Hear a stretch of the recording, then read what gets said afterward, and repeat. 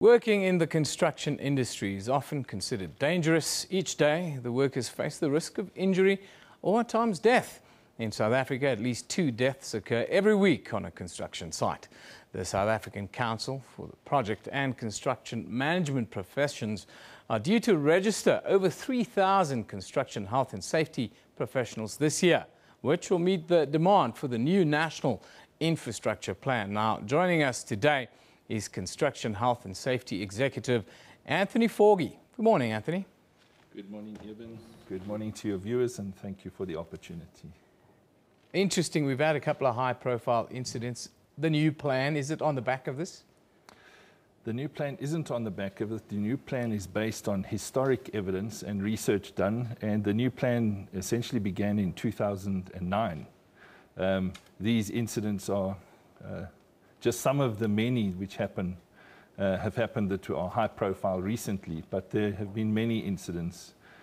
You referred to 2 deaths.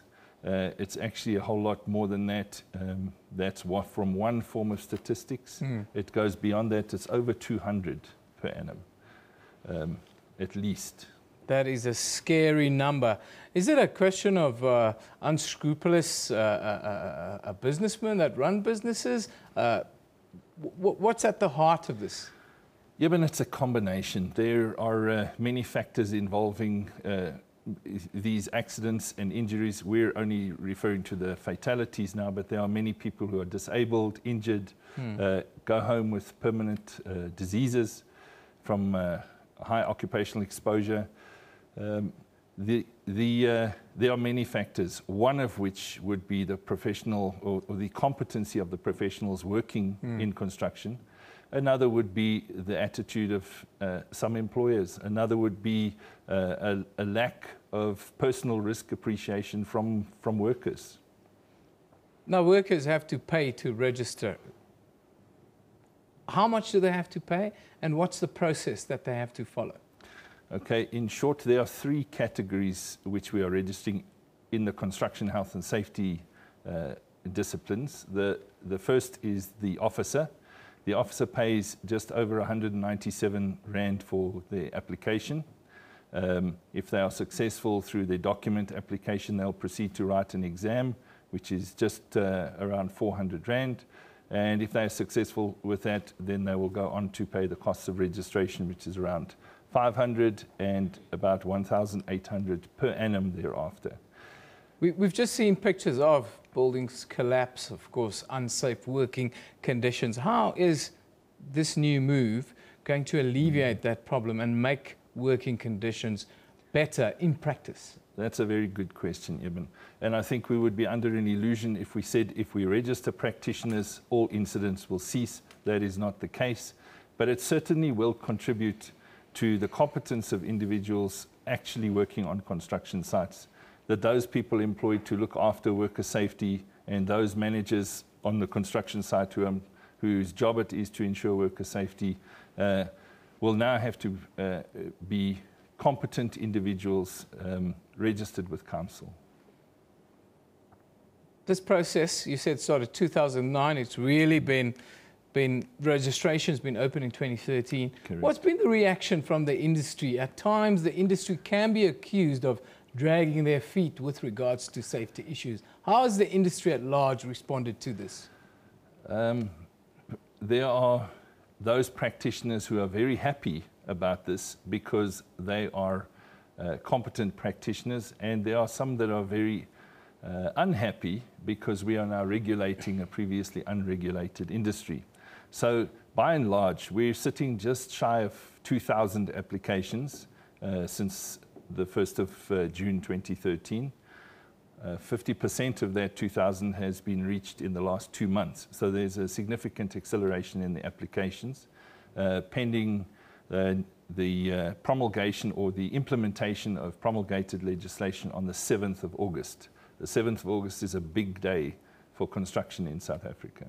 Some in the industry say that this could be restrictive. What do you say? There will always be detractors, I think, Eben. Even God has detractors, I do believe. The intention the purpose is not to be restrictive. It's to regulate and to ensure that there are competent individuals practicing on the sites. Those that do not make the grade and who perhaps not meet the registration requirements, some of them may be upset. We have to set the bar somewhere, Eben. Now, you say August 7 is the date. It looms rather large for everyone in the industry this year. If one does not register by that deadline, is it then illegal for them to work on a construction site in South Africa? This is true. It will be unlawful for you to practice as a construction practitioner, and we're speaking only in the construction environment. We don't regulate mine health and safety or rail health and safety. This is purely construction. It would be unlawful for you to practice. So there was an 18-month period allowing practitioners time to register and to complete their documentation.